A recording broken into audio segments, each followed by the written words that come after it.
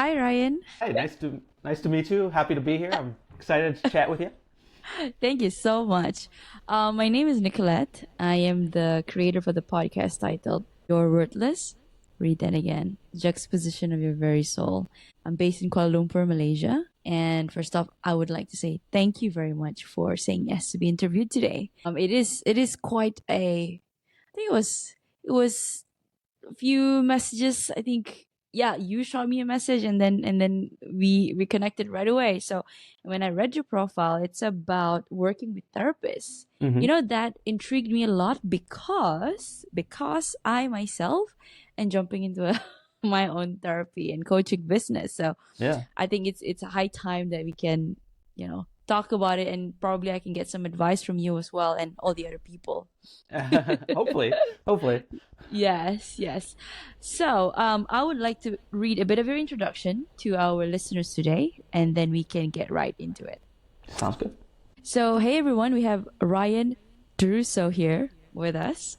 Ryan specializes in working with therapists, private and group practitioners, and the self-employed, along with their families, enabling them to thrive financially so they can focus on clients. He's taken his years of experience working for himself and his deep knowledge of the financial space to build a process to help clients align their business with their goals, family, and future at the forefront. With the ability to work with therapists and the self-employed across the country, he listens, guides, and encourages clients to unlock the value of the business and their finances. This builds a stronger practice, better life balance, and wealth while the patient or client experience improves. This touches on a series of topics and that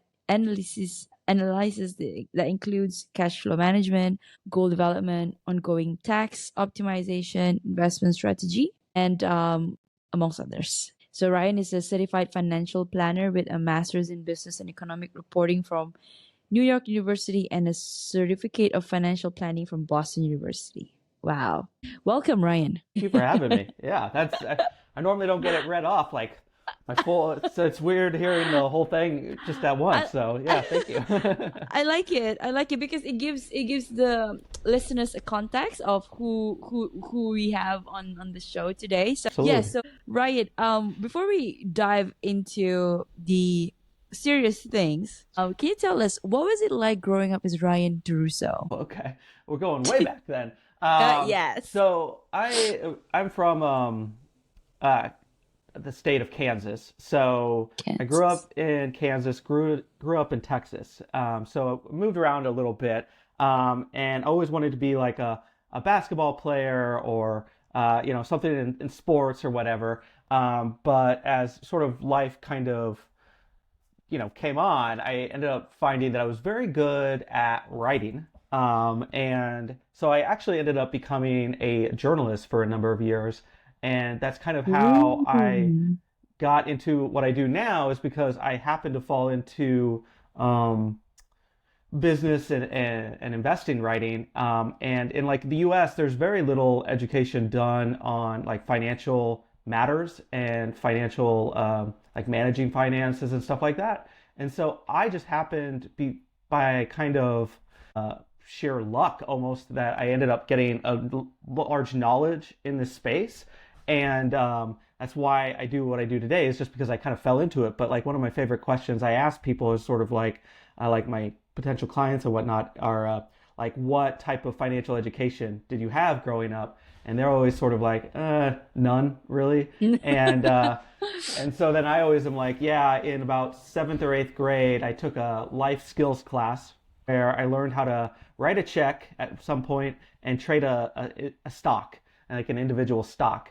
And then I say, but I don't write checks anymore and I don't trade individual stocks. So like I've learned nothing from school. So the fact that you didn't learn it is totally fine. We're going to learn it now.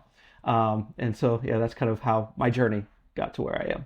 Wow, awesome. I want to go back to the part where you said in the US, it is not financial matters or managing finances is something that is not talked about often. It's But why? Like, US is the, I I would know. say, yeah.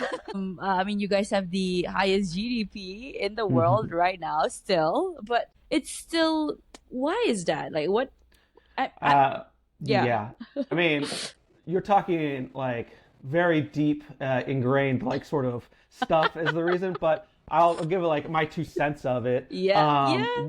Like, highest GDP and stuff like that. That's like good from like a macro level, but from Yeah. a micro level, there's a lot of, one like competition with neighbors and shame around money, not doing the right things with money. What's the right thing?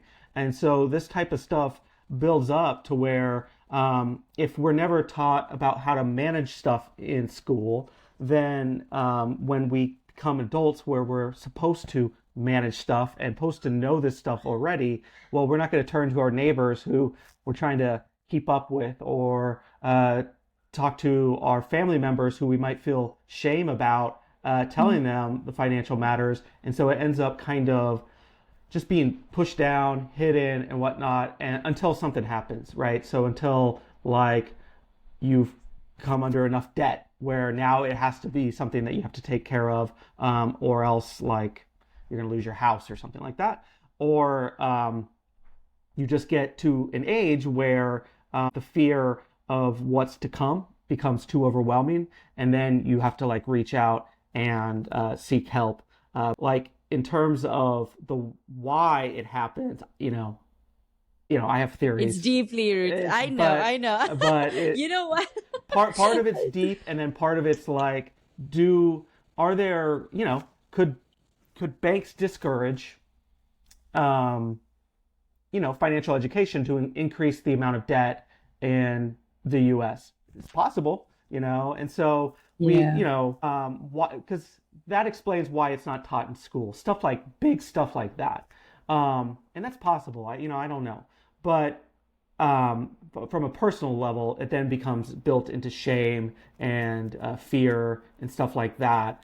Yeah. And so much of like my interactions with clients is sort of helping them understand where their financial like impulses come from. Status. Yeah, Mm-hmm. come from, Mm-hmm. and then also sort of ways to manage it. And then you're become wanting to become a therapist, and then so much of it also is requiring like a therapist like mind to like dig deep into sort of the personal dynamics that's leading to that. Yeah. Well, I was asking that it's because I come from an accounting background. Mm-hmm. So I'm also into investing and in the financial world. So it is something that boggles me as well.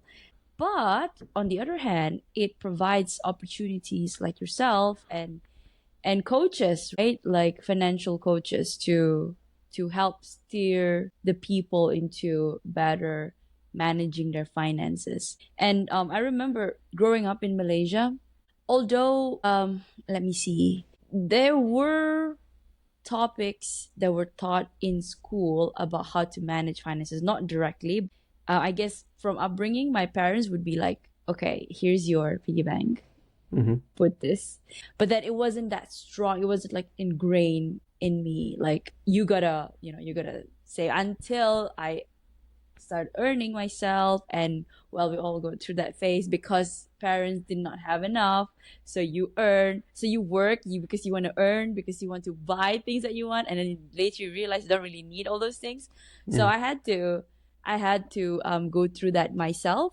But then also the people around me, just it was just I think last 2 weeks ago, a friend of mine said, I'm so scared to look at my bank account, or I'm so scared to look at my financial status, because she's getting married. So of course Mm. money is number one, right? So it's like, well, why are you so scared? But I understand it because I think people like you and me, or other people that they've learned to face the music, and just you you keep running away from it, you're not gonna solve it. And That's true. yeah, and for her, I just thought, you know what, just have a look at your where you at, what do you need to pay? What do you have at the moment? Okay, One okay, one okay. thing one thing I yeah, I mean one thing I like to talk to people about is sort of like because they always think they should be someplace, right? They should have Oh my reached a God. certain area Yes, by yes. now. Mm-hmm. And I talk about this quite a bit. Like I don't know if you've heard of the writer Dan Sullivan. He's a coach and like a guide for the self-employed like entrepreneurs and whatnot. Right. There's this notion of the gap versus the gain, where essentially, like when you look out and you say what should have been, like where I should actually Um, be is yeah, essentially like the horizon. Like you'll never yeah, get there. Like no one, whether they're a billionaire to like, there are still things that they could have done. They could have been better. Could have done this. Could have done that. Like that's the yeah. horizon. Never gonna reach it. And you're here in this process, so you're like halfway maybe to that part. And you're only a lot of people just focus on the gap between where they That's are right. and the horizon. But if you just Yes, look backwards and you see all that you've gained so far, it's that's so true. really impactful and it really does help sort of take those next steps to evaluate sort of where That's you are true. now and how to move forward. Yeah. Yeah. So, yeah, it's like there's two parts to it. I wanted to add. The first part was um when you put yourself or when you can envision like having a goal is good because that gives you the direction where you're heading towards. But having that having that goal only say next year you're gonna reach an X amount of money, but you don't reach it, and then you beat yourself up. No, Yeah. that's bad. And then you totally let go Yeah, you because can't you're doing derail so good. things. Yeah. Exactly. Then you Exactly. spiral again, and then because you're already doing so well, but then you foresee or by the time comes, oh my God, it's not there yet. Hmm. How am I gonna do it? And you know what? This is not working for me. I'm saying let go. And then the other part was that going it's like a hill, right? So I think it's good to celebrate. You have to, not good. You have to celebrate your little wins because I mean you get up every day. It's already job well done. You know, you show up. So yeah. So I mean, yeah. But coming back to finances, Ryan, how do you balance the business finances with the personal finances? Sure. Yeah. So this is like a big part, and I'm speaking to a lot of. I know that you have listeners all over the world, and so like any sort of financial stuff, I'm talking about from like my centric U.S. mindset because that's the only sort of like system I like have knowledge of in financial space. So just as a kind of a caveat there. Caveat. Yeah. But so, there's all these ways that we try to separate our business and personal side of things. Like, in the US, we'll develop a business structure for the business. So we'll get an LLC or an S corp or whatever is what they're called. And we have different books for the business and the personal, and we have different credit cards and banks and whatnot for both. But in reality, there's a lot of overlap between what happens on the personal and what happens in the business and the impact on the other side. So, like if you have a house and you suddenly need a new roof and you don't have the money for the new roof, you might be doing really well in the business, but because you don't have the money for the new roof, you suddenly feel a lot worse about the business. Oh my Um, God. or Yeah. or if you're starting to see like growth in the business, but you're not doing a good enough job of making sure that you're profiting from that growth, you're not seeing the benefits on the personal side, then you're going to feel a lot worse about both things. And Yes. so understanding like that kind of overlap and realizing that like, it's good to have like legal structures in place to protect you from like getting sued or something like that. But you have to realize that you in a lot of ways are, especially if you are self-employed, you're a therapist, or running another service-based sort of self-employment business, like you are the business as well. And so like you can't ignore the personal, you can't ignore the business when you're evaluating both sides. Mhm. Thank you. That's a good one. That's a good one. So, what are some of the best ways to develop security or wealth in the business or practice? And so this is going to be another one where it's really going to depend on your country's rules and laws and whatnot. But Mm-hmm. one thing I like to say, so like in the U.S., for example, we have to take so much of the saving for retirement on ourselves. We have a little bit from like what's called Social Security, but so much of like developing retirement funds, developing wealth. We don't get health care for the rest of our lives. We don't get Yeah. we have Oh, to yeah. we have to pay for all this stuff, a lot of it ourselves. And so one of the real valuable ways of creating what I like to call a secondary income stream in the business is really starting to save for retirement, because what you're doing is you're creating tax advantages now and then creating this like pool of funds that you're not going to use right now, but you're going to use in the future. And the more you're able to do that, the more security you're going to feel in the business, the more you're willing to like take chances in the business, because you're kind of covered, you're feeling really good on over here for the future. And so you can really think about like what's going to move your business forward today and whatnot. And so that's really very valuable. And there's really only three ways to create wealth. Like the ability to turn self-employment income into wealth is such a key thing to ensure that your long-term security is reached and you don't burn out. Because if you're self-employed, you know that all of it kind of falls on you. All the work, Yes. all the day to day, all that stuff. And that's fine for 1 year and then 2 years. But, 3, 4, 5, 6, it's going to become a drag. And so how are you taking the income that you're earning, supporting your lifestyle, but also figuring out ways that you're increasing your wealth in the process? And that requires either investing in the markets, investing in like turning your business into a business and not just a one-man band, or Right. investing in the real estate. Those are the only three ways. And so you need to figure out what's best for you based off your risk, based off your country's laws, that sort of thing. But you need to take that step in order to avoid that burnout down the line, because it will happen. I mean, I've worked for myself for almost 15 years, and there have been like part of the reason I switched careers is because I really got burnt out in writing, and I got kind of tired of it, and I wanted to work with people one on one. But I had created enough security between my wife and I. We've had enough security to where I could make that switch, and it wasn't going to derail our future or anything like that. So having sort of that flexibility is really important. That's a really good tip. Yeah, so you were mentioning so I remember the two. Number two Mm. was to how do you from a practice and that from becoming a one man show to actually like having a business or a practice where we'll be working with other several therapists. Oh, I'm not sure how yet.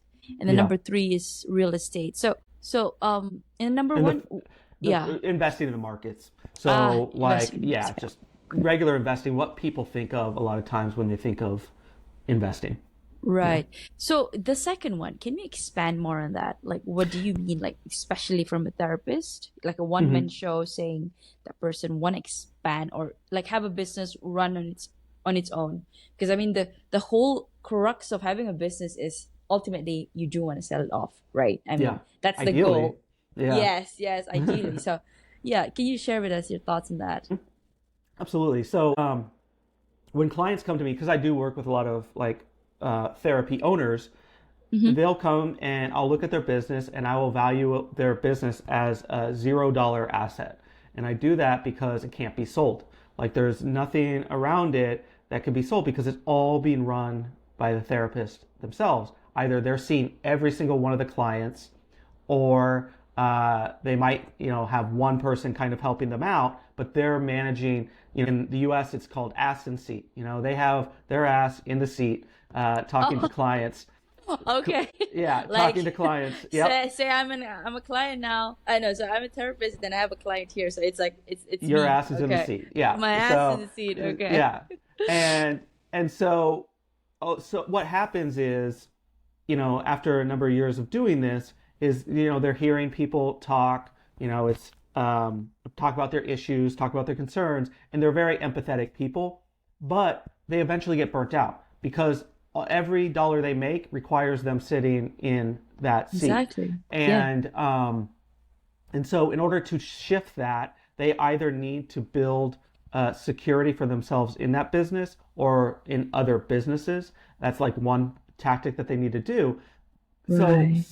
some therapists are like, they never want to manage people.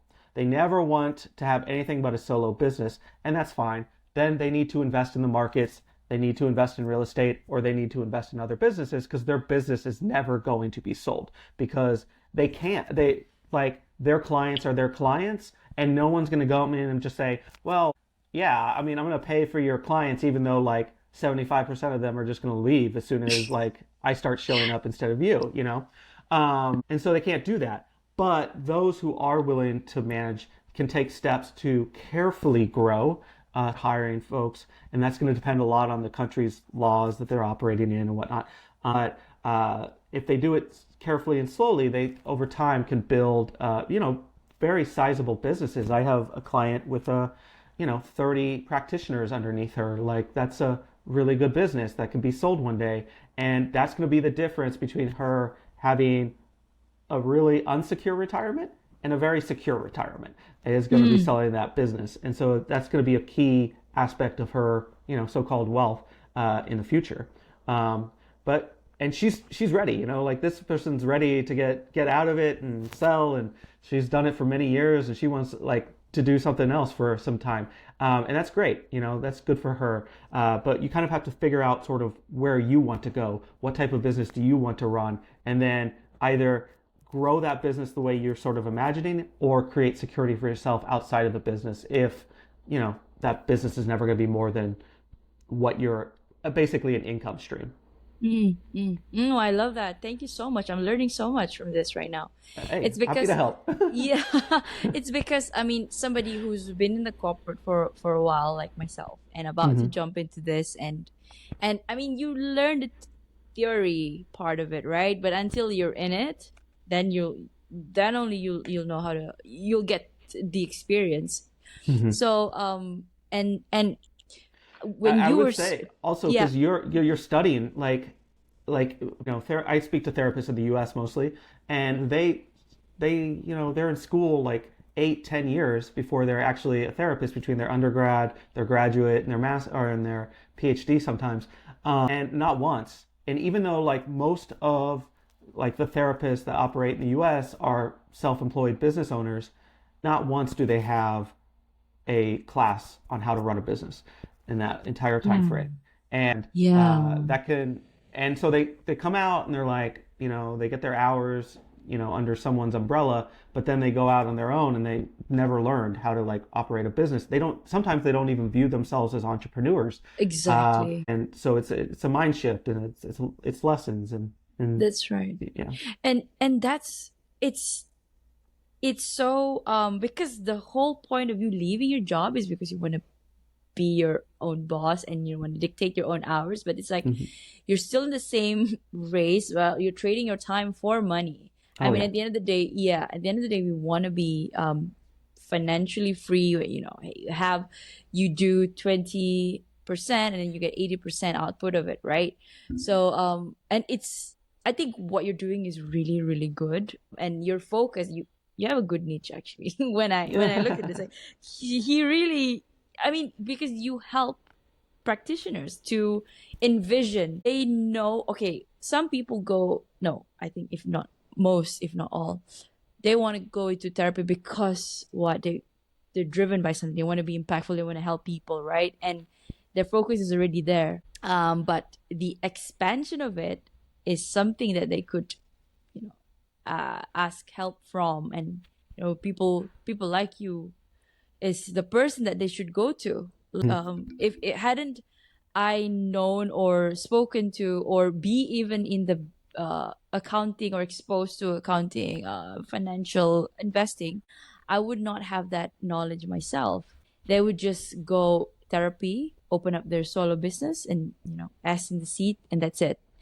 5 years later, 10 years later, they said, "Oh, I opened my business, but I'm still here. I'm not even rich yet. What am I Hmm. doing?" Oh Right? yeah, that happens all the time. Yeah, You know, exactly. So, well, it, this. it it's just because you are going that route. I will say that like not only does that happen, but therapists are naturally empathetic people, Yes. and they also believe that they can work until they're 75, 80, 85 because this is just what they do. They listen to people's problems. They try to guide people through tough situations.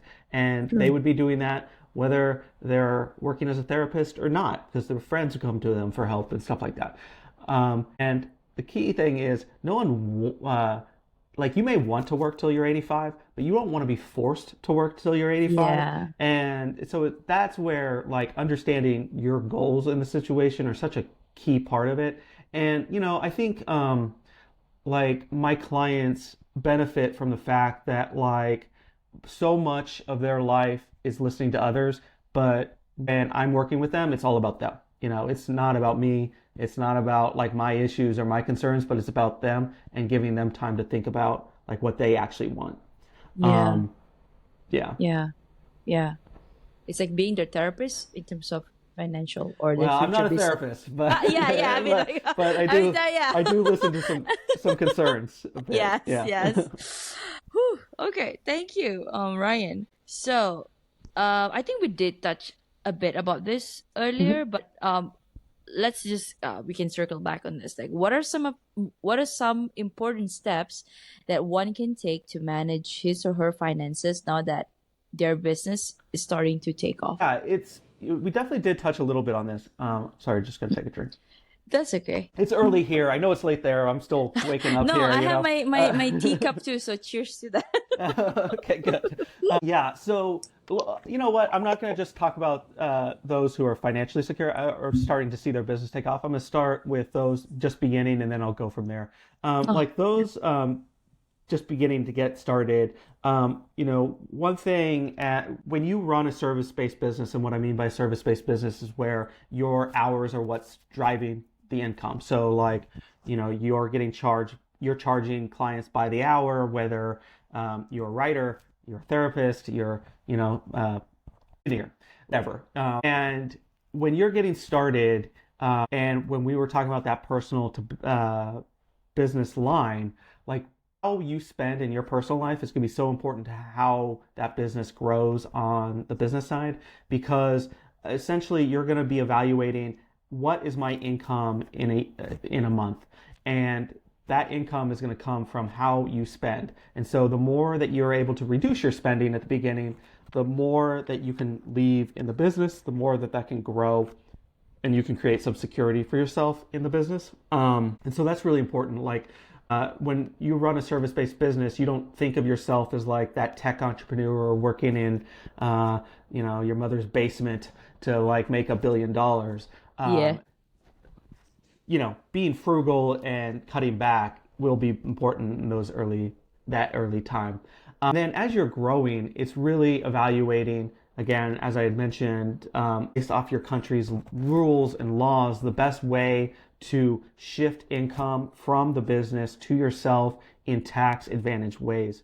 So like in the US, we have ways to invest where we don't actually count that as income on our tax form. So if we make 20,000 that we put into what's called a 401k, we don't get taxed on that 20,000 until far into the future, when we need it for like retirement income. And so that can be a very valuable way to reduce costs now, keep more of the money, and then allow the business to grow as long as we're able to cover our personal expenses. But then, like as you're becoming more secure and whatnot, really evaluate sort of where you want that business to grow. If you're a therapist like yourself and you're starting to see your business take off, and you might rent out a therapy space in, like office or whatever, but it may be worthwhile to then now buy. And you can take advantage of Oh. some tax advantages of buying. So evaluating those different options and evaluating it from a holistic sort of manner of like where you are, what you want, where you want to go, that sort of thing, along with the tax impact is going to be really valuable. Mm. Wow, Yeah. that was a good one. So, build, figure out, get the hang of it, and then when you're in there, then position yourself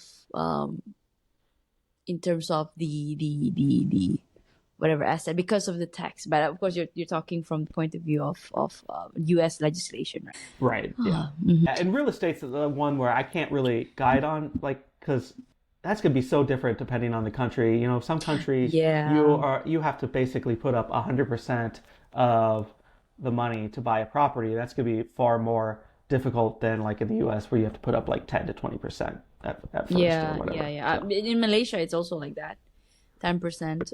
yeah. Yeah, down payment. Yeah, but essentially, I think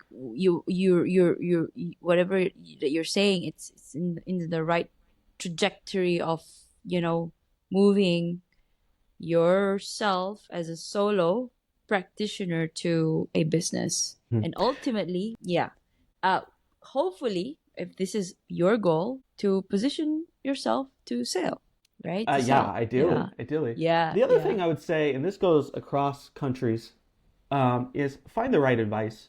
And Mm. so much advisors, planners, uh, CPAs, guides, like some are great, and then some their business models don't allow for them to offer you the right advice because they're taking commissions, they're taking guidance from insurance firms, mutual funds, other tools to that is providing the advice.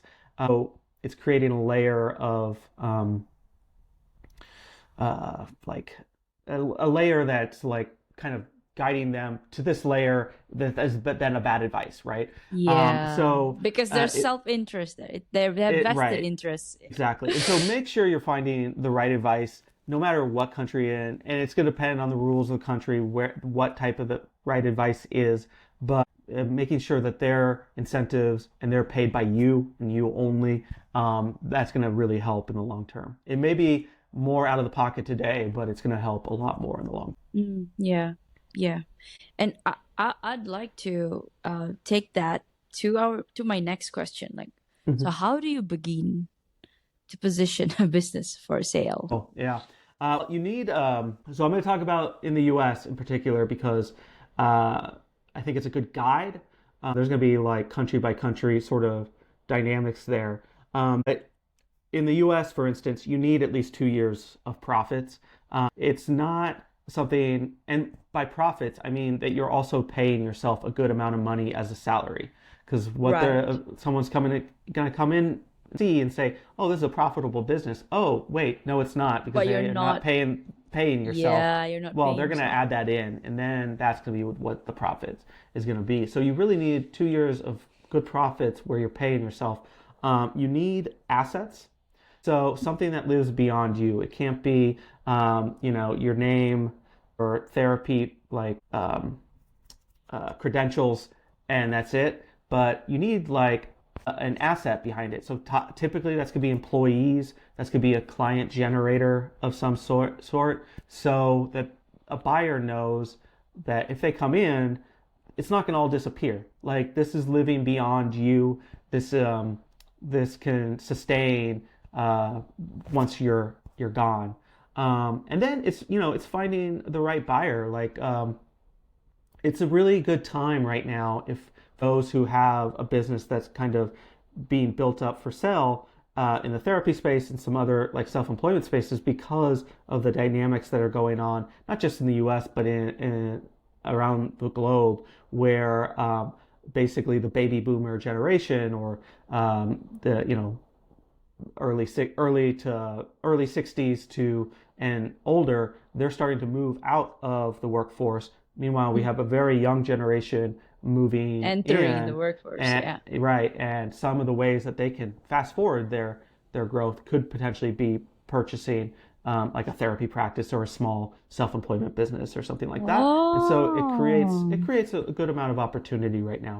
And because of those dynamics, like tech firms, private equity groups, they recognize this. They're investing in different spaces because of those dynamics, and so it creates opportunity like that.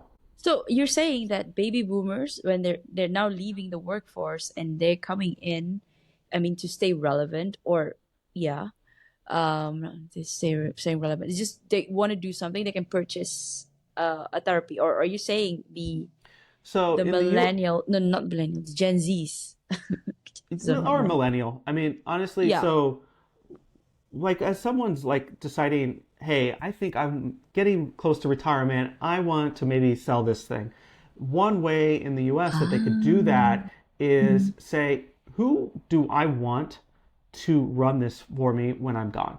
And they can handpick their successor, say a millennial or a Gen Z, and they can train them for a couple years to get them to the point where they could essentially run the business.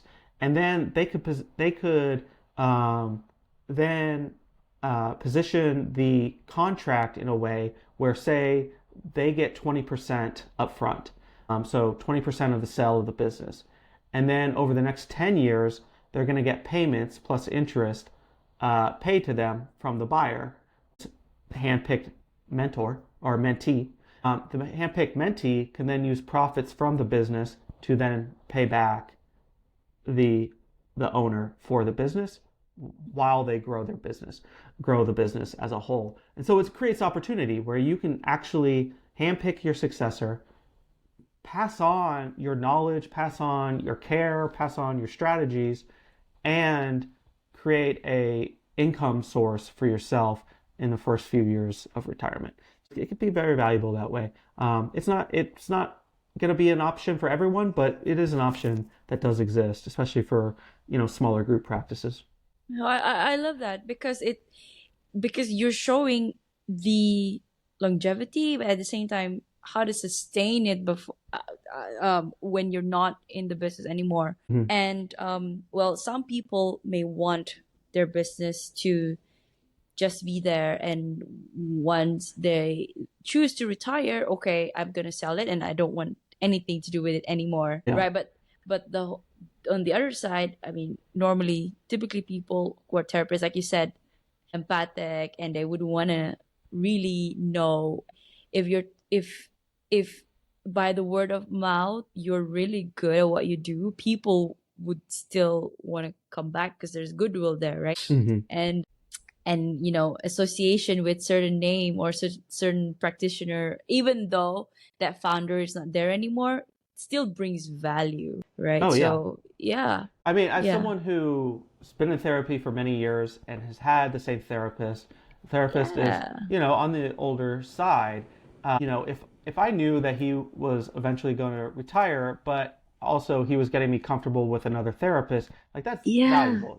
Like I'm going to exactly. trust him to help guide Precisely. me better Yeah. than anyone else. So it creates Yeah, an yeah, yeah. opportunity. Yeah, Yeah, that's yeah. We're in the people business. So yeah, because you absolutely. trusted exactly.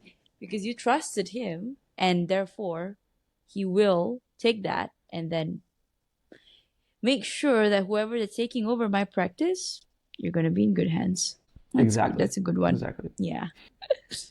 Wow, thank you so much, Ryan. Absolutely. So so what is next for you? I am really in the just building my business mode. I was since I was a writer for so many years, and operating by myself, it really became a slog by the end and kind of a drag. And now since I shifted, I really love what I do. I used to talk to people and they Yay! talk about like they used to talk about like how they like their job and whatnot, and I was like, you're Damn, I like love my job. Here, out, here. yeah, Yes, forget yes. it. Out of your mind. No way. Yeah. Not possible. But now I really do. And, so much of like financial conversations about financial independence and creating space for yourself and not having to work. But I will say that once you find the right thing, it makes it so much easier and so much more enjoyable. And sure, you want to take vacations, you want to spend time with family and whatnot, but this is another part of your life that you can really embrace and enjoy. So that's really what I mean. I'm just building that business so I can continue doing this, talk to people like you, and and continue, you know, growing in the way that I'm kind of trying to right now. I love that simply because I can resonate. I Yeah, mean, yeah, 9 to 5, well, no more, and yeah. binning it. So now entering a new, I would say, chapter.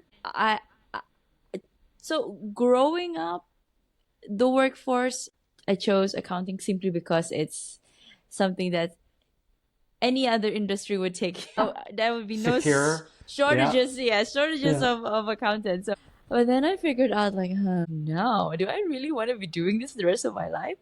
No. And I like talking to people, and I'm a kind of person who kind of risk averse in the sense that I don't mind trying and I don't mind failing. yeah, because it's okay. I mean, if you fail, so what, right? You try again, and then it doesn't. That then this way doesn't work. So well, the what I was trying to say is that now that I may not know what I'm gonna do like beyond this, but like what you said, I am really enjoying what I do now. yeah. So I started podcasting first because I wanted to get myself accustomed talking to people free of charge. Like I don't want to, because I don't want to be like, people giving me money in exchange for my therapy. So it's like, oh my god, that's like, that's actually, let me practice first. And I like talking. I Hmm. love talking, communicating. So and then so I said, okay, started podcasting back in June 2023, and to my surprise, I enjoyed it Yeah, until my I put my the course on the back burner for a bit until my company said that, okay, you need to vacate your role because it's no longer, we're reorganizing. So I'm like, okay, Nicole, you gotta pull your socks up and finish it so you can actually make money. yeah. Well, that'll come, Yeah. right? Yeah, yeah. So yeah, with you on the I love my job part.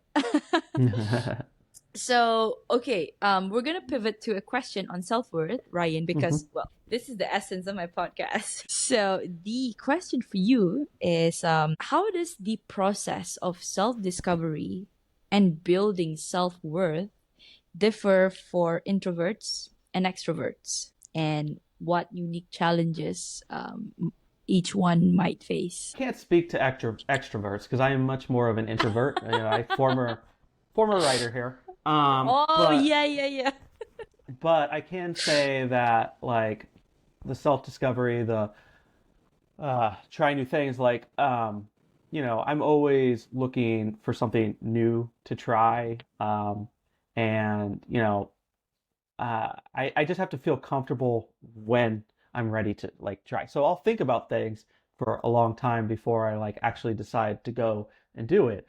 Like something as simple as playing tennis, right? So I need something new to like work out and like run around and like make sure I, stay healthy and whatnot. And I've always been a basketball player. I've always run, even though I don't like running, that sort of thing. So I need something new, and so I have to figure out something new. And right now I'm trying tennis, and I really like it, but it's really hard because you need other people to play tennis. And Ah, so yes, yes, yes. it's figuring out sort of like where can I go, how can I go, and then just kind of embracing whatever that sort of me looking goofy looks like. Once I get my head wrapped around that, I'm able to really go and do, because one, I have kind of confidence in myself, that I'm not gonna like shrink and die if I do something like this. But I just have to feel comfortable like internally before I do it. Yeah, I love that. It's because, well, it's something that something new, and well, all those things you can do it by yourself, basketball and running, right? And now Yeah, you actually need a partner. Or if it's squash, then you can just hit that ball on the wall. Well, I guess I could. Yeah, Yeah. there's fewer squash courts over here than Really? yeah. It's not so Okay. it's hard to do.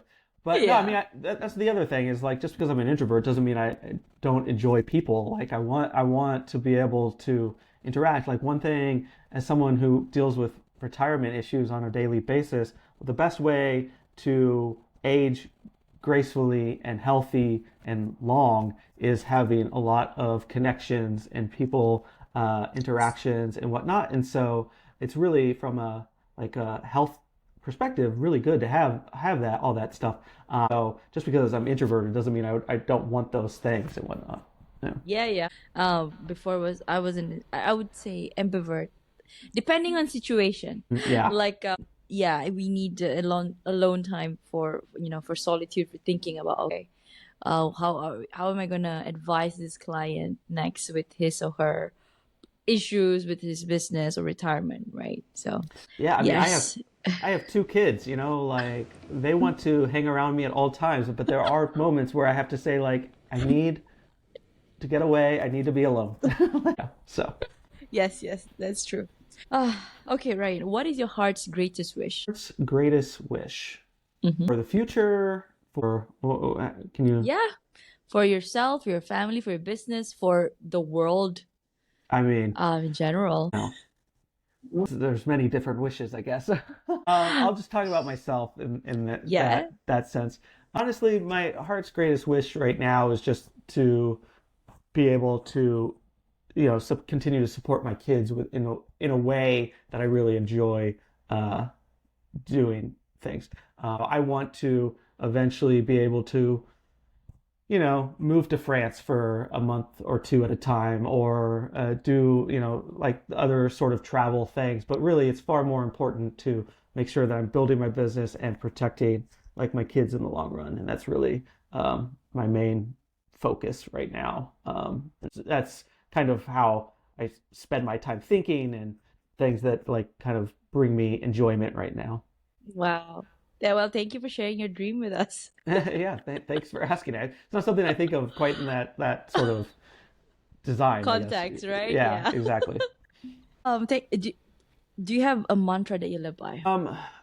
It's not so much a mantra, but that gain versus gap scenario, I'm constantly reminding myself of just because I really want to focus on the accomplishments as opposed to where I'm lacking a lot because I think it's just going to give me more energy and more desire, like like more energy and more drive to continue forward if I'm focusing on what I'm doing well as opposed to constantly worried about what I'm not doing or where I'm short.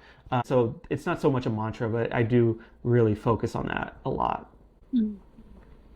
That brings me to my next question. What keeps you up at night, or do you sleep well? Is there anything that keeps you up at night? Well, no, I mean, honestly, it's weird when you become a financial planner. And one thing I have to do is counter this is instead of worrying about my own finances at night, I'm worried about other people's finances at night.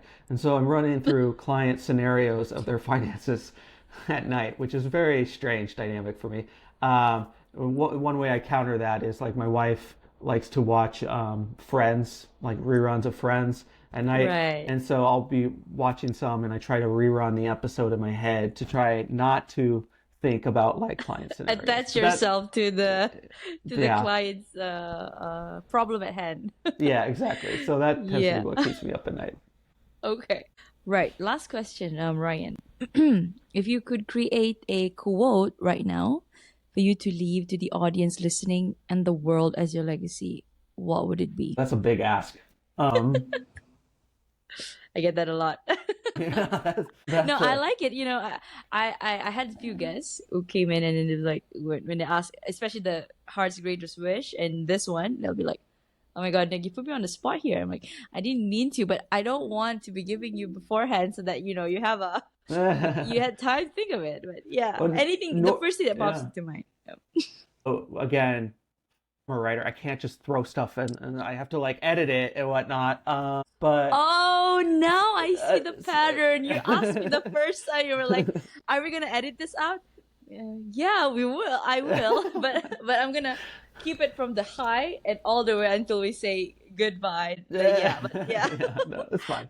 In terms of a quote, it'd be something like, "Be patient, it'll happen." When for a good example is like everyone's talks about having mentors, right? I felt like I had people in my life that wanted me to do well, but they weren't really mentors, right? And I because I was self-employed, I had very few mentors. I had like one person who I kind of looked up to, but it wasn't like I was tapping her on a regular basis to get help. And so now, I'm in my 40s now, and I'm only now having mentors for the first time in my life. And that's one, because I really know where I want to go. I look at people in my field that I want to mimic and whatnot, where, previously I didn't really want, a lot of people's who would become mentors jobs or anything like that. And so, that "be patient, it'll happen" thing kind of relates to that, because it will come. It just, even if it's a little later than you expect. Thank you so much. I would apply that to myself too.